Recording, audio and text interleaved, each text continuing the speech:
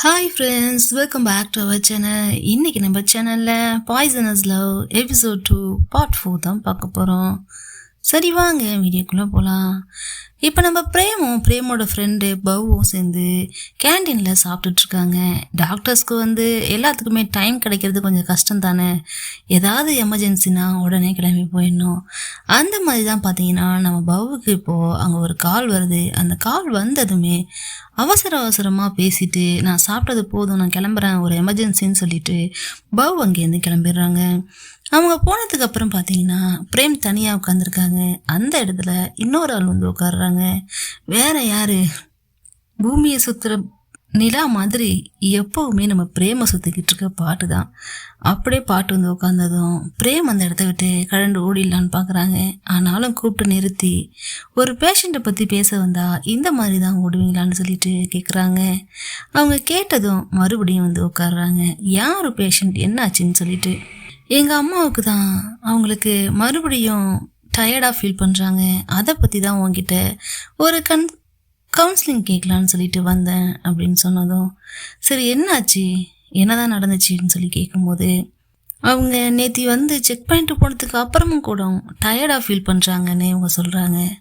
டயர்டானா எப்படி, உட்காரும் போதா, எழுந்திருக்கும் போதா, எந்த டைமில் டயர்டாக ஃபீல் பண்ணுறாங்கன்னு கேட்டதும், ஐ திங்க் உட்காந்து இருக்கும்போது தான் டயர்டாக ஃபீல் பண்ணுறாங்கன்னு நினைக்கிறேன் அப்படின்னு சொல்லிட்டு இருக்கிறாங்க. சரி எதுவாக இருந்தாலும் பரவாயில்ல, அவங்களே வர சொல்லுங்கன்னு சொல்லிட்டு இவங்க சொல்கிறாங்க. அது மட்டும் இல்லாமல் அப்போ தானே செக் பண்ணணும், எந்த ஒரு விஷயமும் தப்பாக இல்லையே, எல்லாமே சரியாக தானே இருந்துச்சுன்னு சொல்லி பிரேம் சொன்னதும், அதுக்கு தான் நான் இப்போ அப்பாயின்மெண்ட் கேட்க வந்தேன். நீ அப்பாயின்மெண்ட் மட்டும் கொடுத்துட்டினா அவங்கள கூட்டிகிட்டு செக் பண்ணிவிட்டு போயிடுவேன்னு சொல்லிட்டு நம்ம பாட்டு சொல்கிறாங்க. அதுக்கு அவசியமே இல்லை. உனக்கு எங்கேயாவது விவஸ்தை இருக்கா? சும்மா அம்மாவை வச்சு என்கிட்ட பேசிக்கிட்டு இருக்க.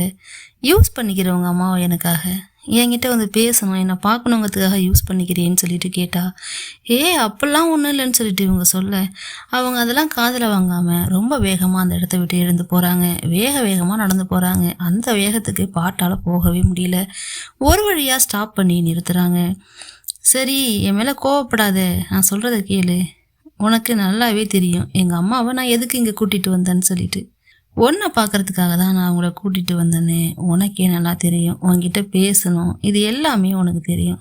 அப்புறம் என்னன்னு சொல்லிட்டு நம்ம பாட்டு கேட்டதும், இங்கே பாருங்க, உங்கள் கூட நின்றுக்கிட்டு கதை பேசிக்கிட்டு இருக்கலாம் எனக்கு டைம் கிடையாது. ஏன்னா நான் ஒரு டாக்டர், எனக்கு ஒர்க் அதிகமாக இருக்கும், சொல்லப்போனால் டைமே கிடைக்காது. அதெல்லாம் விட்டுட்டு உன்கிட்ட நின்றுட்டு விளையாண்டுட்டு இருக்க முடியாதுன்னு சொன்னதும், நான் ஒன்றும் விளையாடல, நான் சீரியஸாக தான் சொல்கிறேன்னு பாட்டும் சொல்கிறாங்க. இதுக்கப்புறம் என்னை ஃபாலோ பண்ணாதன்னு கையை உதறி விட்டுட்டு கோவமாக அந்த இடத்த விட்டு போயிடுறாங்க. இப்போ அவங்க கேபினுக்கு போன நம்ம பிரேம் பார்த்தீங்கன்னா அங்கே ஒரு பொருளை பார்க்குறாங்க. அங்கே ஒரு கிஃப்ட் இருக்குது.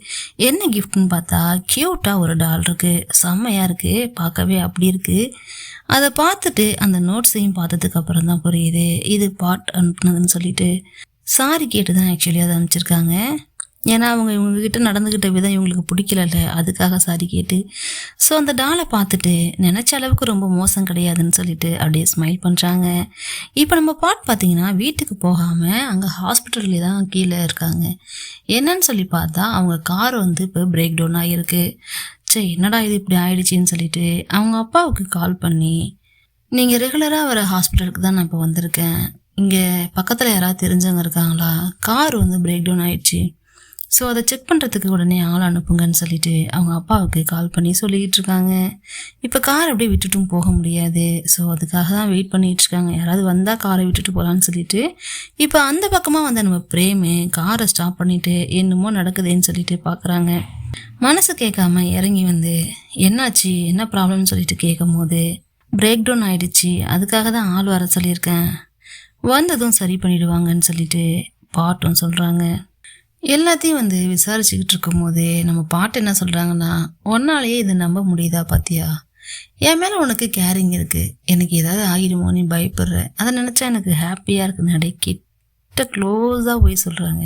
ஒரு செகண்ட் இவங்களுக்கு மூச்சே விட முடியல. அதுக்கப்புறம் பின்னாடி போயிட்டு என்ன ஆச்சு, என்ன ப்ராப்ளம்னு சொல்லிட்டு கேட்குறாங்க. நீ எப்படி வீட்டுக்கு போவேன்னு சொல்லி கேட்டதும், ஏதாவது ஊபர் ஏதாவது டாக்ஸி பார்த்துக்க வேண்டியதான் அப்படின்னு சொன்னதும், அதெல்லாம் ஒன்றும் அவசியம் இல்லை, நானே உன்னை கொண்டு போய் விடுறேன்னு சொல்கிறாங்க.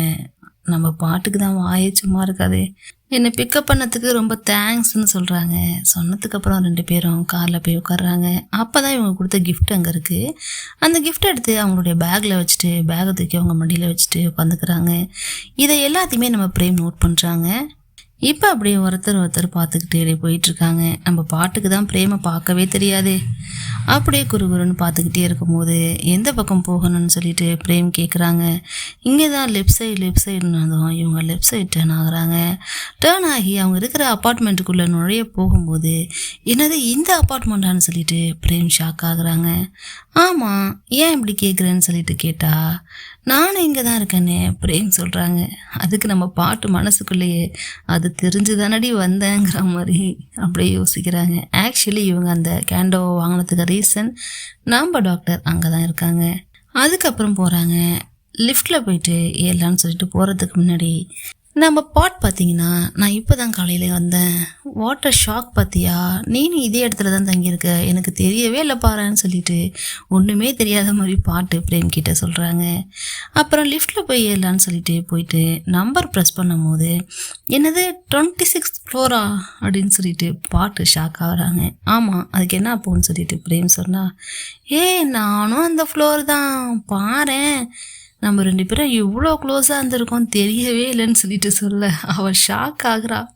டக்குன்னு அங்கே பவர் கட் ஆகிடுது. பவர் கட் ஆனானே பாட்டுக்கு என்ன ஆச்சுன்னே தெரியல.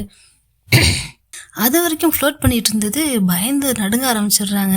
பாட்டு என்னாச்சுன்னு சொல்லிட்டு இவங்க கேட்டாலும் அவங்களுக்கு ரொம்ப பயம் வந்துடும் போல். இருட்டை பார்த்தா ஒரு சிலர் பயந்துருவாங்கல்ல, அந்த மாதிரி கேரக்டர் போல் இவங்கள ஹக் பண்ணிக்கிறாங்க. ஃபஸ்ட்டு இவங்க விலக்கி விட தான் ட்ரை பண்ணுறாங்க. இருந்தாலும் அவங்க பயந்து நடுங்கிறத பார்த்ததும் இவங்க அப்படியே டக்குன்னு அணைச்சிக்கிட்டு ஒன்றும் இல்லைடா, ஒன்றும் இல்லை, ஒன்றும் பிரச்சனை இல்லைன்னு சொல்லிட்டு அப்படியே அவங்க முதுகில் தடவி கொடுக்குறாங்க.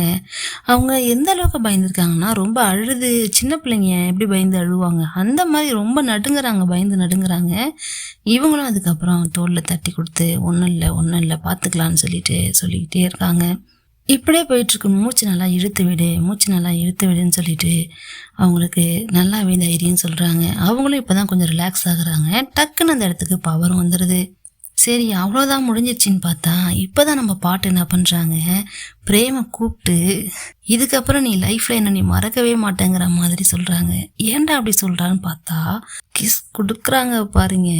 லிப்லாக் அவ்வளோ நேரம் கிஸ் கொடுக்குறாங்க. ஒரு பொண்ணு வேணான்னு சொன்னாலும் விடாமல் அவ்வளோ கட்டாயப்படுத்தி அவ்வளோ கிஸ் கொடுக்குறாங்க.